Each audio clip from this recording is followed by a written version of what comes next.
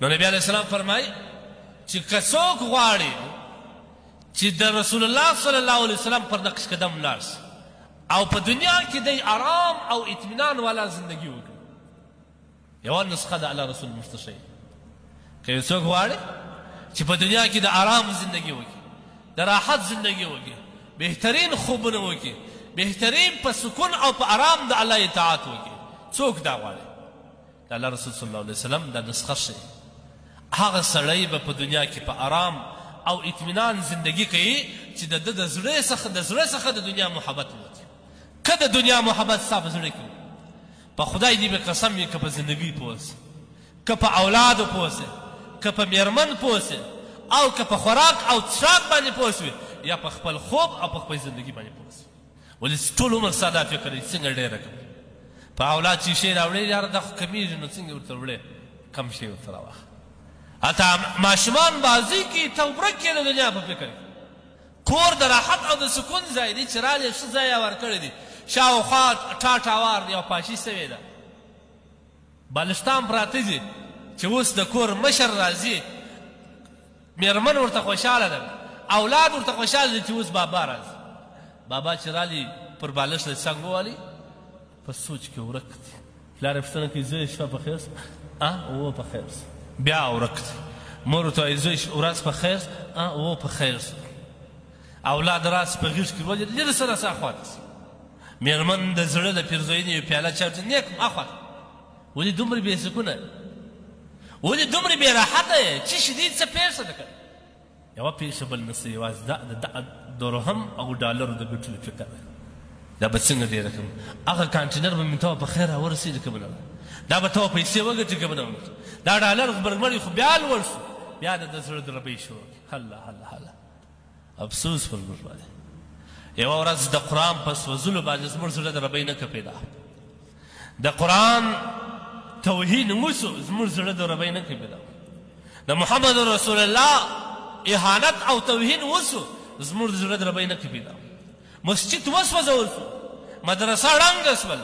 امام شهید سو، عالم شهید سو، زموږ زړه دربۍ نه که پیدا. لیکن دغه د غم پیسې ډالر درهم او پیسې دي چې کښته سي او پورته سي د ده زړه دربېږي د هغه ساعت چې زړه دوره پر راغله.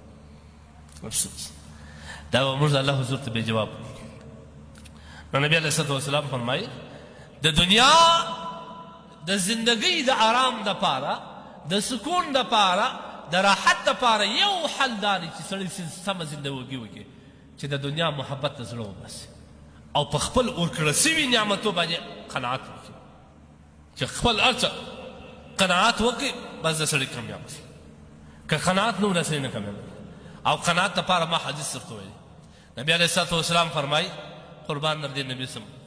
زموږ امت او موږ او تاسو ته هر هغه څه پیش کړي و چې زموږ ورته ضرورت در اوسه پورې داسې بنده نه ده راغلی چې پر موږ تاسو دې راغلي او نبي علیه الصلات وسلام دې حل نه ایستلی.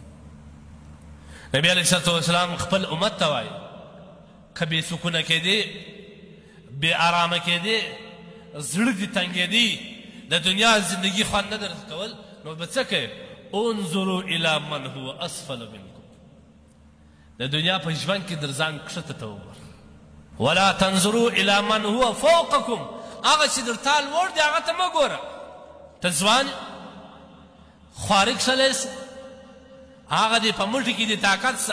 سهار ووځې ماښام ته یو 1500 2000 کالدارې راوړې، په دې مه پریشان، خوشحاله سه، خوله دې د خندا ډکه. دا سوچ وه چې زما وسنګ ته همسایه دی، هغه سپین ږیری دی، ولیدلی دی، پالج وهلی دی، ابلیج وهلی دی، اولاد په کور کې یو نر نه لري چې دې ته رزق راوړي، هغه به څنګه ګزاره کړي؟ زه خو لا دا یم طاقت ولري چې هغه ته دې وکتل خپله به خوشحاله سي، الحمدلله به ووایه، 2 رکاته نفل به وکړي، خوشحاله به سي، پر د هغه باندې به د ټوله شپه د اولاد سره په خندا باندې موټرسایکل یې رانیوي، الحمدلله خدای ما خو د دې واس نه درلود، څومره مې وځغستل نه مې درلود. ته زما همسایګان وګوره ځوانان دي، ینګ ځوانان دي چې څه ګټي هغه ماښام وسټي ویې خوري خلاص، د موټرسایکل او د باسکل واس نه لري، الله ماته دې موټرسایکل راکړي، الحمدلله ثم الحمدلله. بیا سهار راوځي صافه پر تېره کړه، په هره صافه تېرولو باندې د الله حمد وایه، بیا ته وګوره په لنډ وخت کې الله تا ته موټر درکوي که نه درکوي شکر ځای زموږ وخت نن دې پیسې پیدا کړه په یوه لاس کې دې ټماټرو بینډیو بانجڼو دا شان راخیستې دي په بل لاس کې دې میوه هم له ځان سره راخیسته ده یخی دې هم راخیستې دي کور ته چې راغلې خوشحاله څه په دې ستا هغه امسایه وپوښته چې په میاشتې د یخین رنګ نه دی لیدلی چې سپین دی که تور دی ستا هغه امسایه وپوښته چې هغه یوه میاشت کې د ګندنه وډولوی خوري تقسونه شان راوړو کور ته الحمدلله که قناعت غواړې آرام زندگی غواړې